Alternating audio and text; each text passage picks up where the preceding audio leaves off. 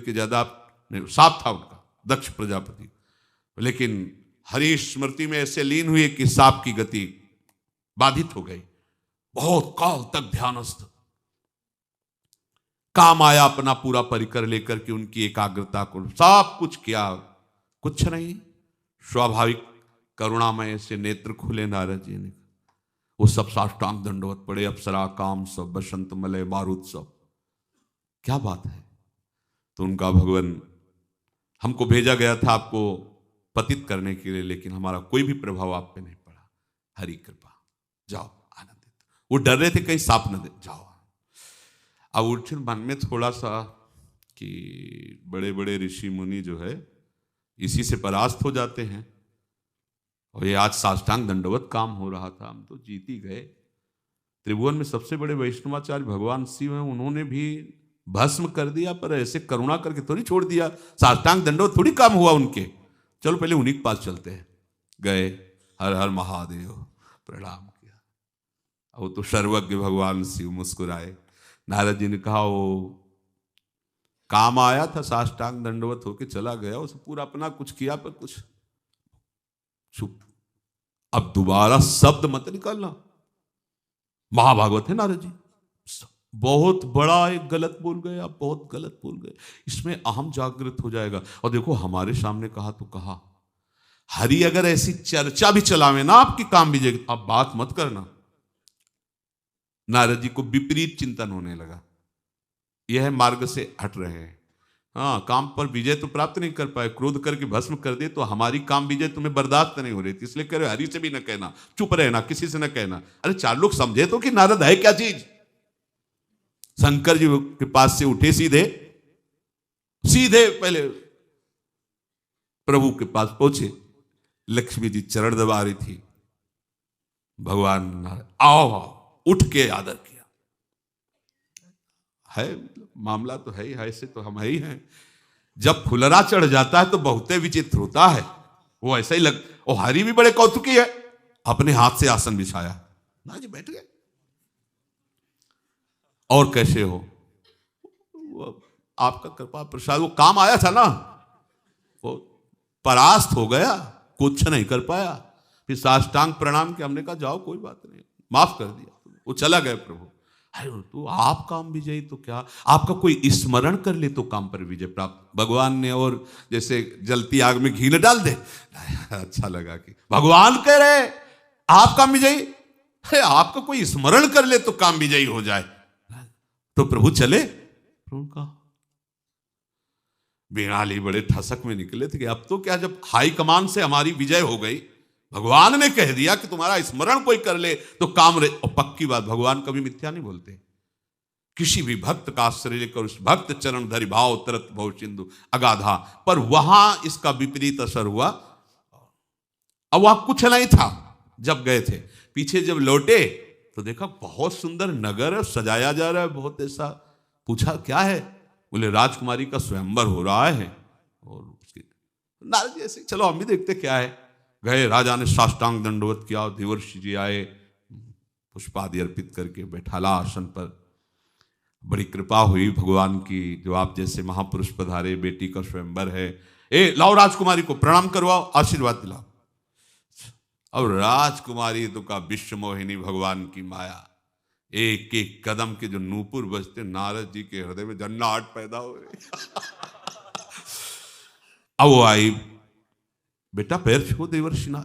जीव ही स्पर्श किया, नारद जी की दृष्टि गई, सारी चेतना खत्म। भागवती महाराज थोड़ा हाथ देख के बताइए कैसा दूल्हा मिलेगा, स्वयंवर में है ना, कोई वर तो चयन नहीं किया गया, अब वर आएगा कैसा होगा क्या। जीव ही नारद जी तो त्रिकालज्ञ है, रेखा देखी तो लिखा था जो इसके साथ वरण होगा, वर का वो अजर होगा, अमर होगा, विश्व पूजनीय होगा, वो सब भगवान के लक्षण। अरे उनका पूरी साधना जीवन भर बीड़ा बजाते हो गई, ऐसी दुल्हन भी मिलेगी और ऐसे सौभाग्य भी मिलेंगे। अच्छा है वैसा वर्णन किया और फिर तुरंत वहां से हटे। सोचा तपस्या के लिए तो समय नहीं है, मैं तप के प्रभाव से ऐसा, हरि हमको बहुत दुलार करते। ये देखो बात ये है, नामे भक्ता प्रणश्यति। आश्रय भगवान का देखो कितना बचाता है। ऐसी महामाया की मोहिनी स्थिति में भगवान का आश्रय नहीं छूटा। उन्होंने कहा भगवान हमें बहुत प्यार करते, वो हमारी बात बना देंगे। जो ही स्मरण किया भगवान। नारद जी ने कहा प्रभु बहुत समस्या है।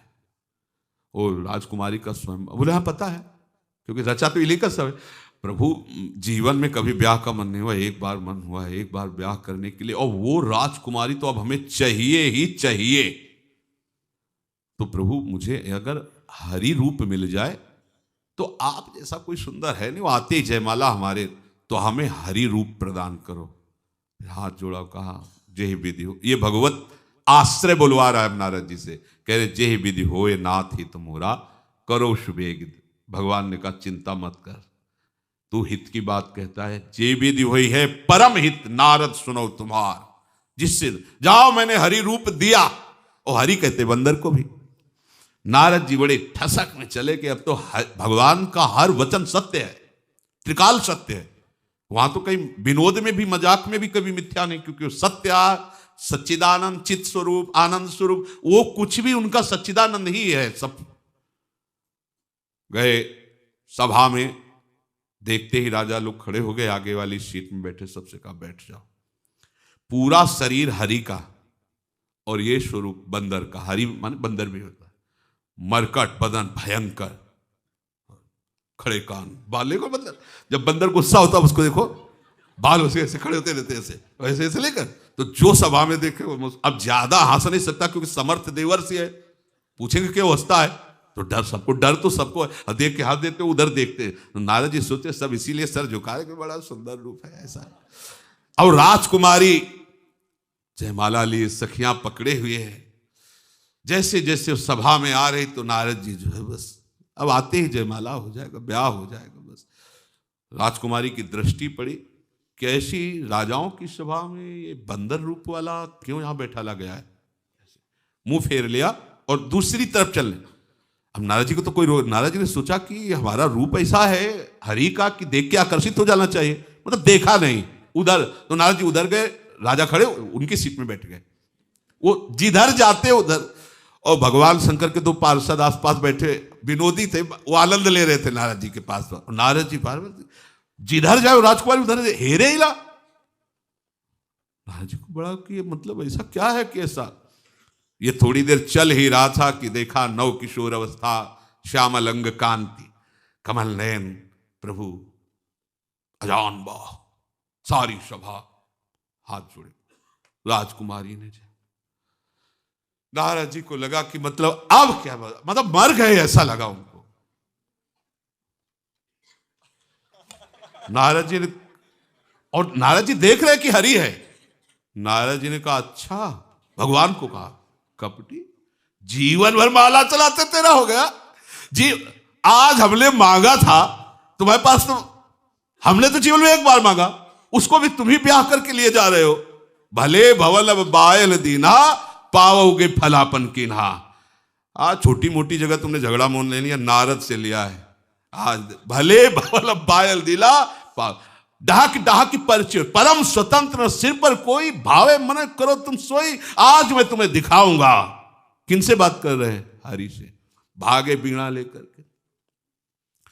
तो जो शिव पार्षद थे बोले इतने व्याकुल न हो, बहुत सुंदर हो, इसलिए राजकुमारी तुम्हें देर देखी नहीं। जरा अपना रूप तो जे ही देखा, जल में रूप, जल में झांक तो मरकट बदन भयंकर। अब तो सांप ही बनता है, हरि को सांप ही जाके दे। आगे देखा मीठी मीठी बातें करते हुए हरि बड़े लीला हरि जा रहे थे ऐसे, कल भैया से बात करते हुए ऐसे दो आगे जाके खड़े हुए, और प्रभु हाथ जोड़ के ऐसे खड़े जैसे साधारण व्यक्ति। ले देवर्षि लाल, तुम बहुत कपटी हो, तुम दूसरों की उन्नति तो सह नहीं सकते हो। आज मैं तुम्हें दिखाता हूं, जाओ मैं साप देता हूं। जैसे मैं स्त्री के वियोग में तड़प रहा हूं ऐसे तुम तड़पोगे। जो मुझे बंदर की आकृति दी वही तुम्हारी सहायता करेगा। भगवान ने तब हरि माया दूर निवार। न वो महल, न वो नगर, न वो राजकुमारी, न कुछ। हरि ओहो भगवान के चरणों में गिरे, प्रणतपाल प्रभु रक्षा करो। मैं बोले जाओ जाओ, समझ में आ गया, तुम कितने काम भी जाई हो, जाओ नाम जप करो जाके।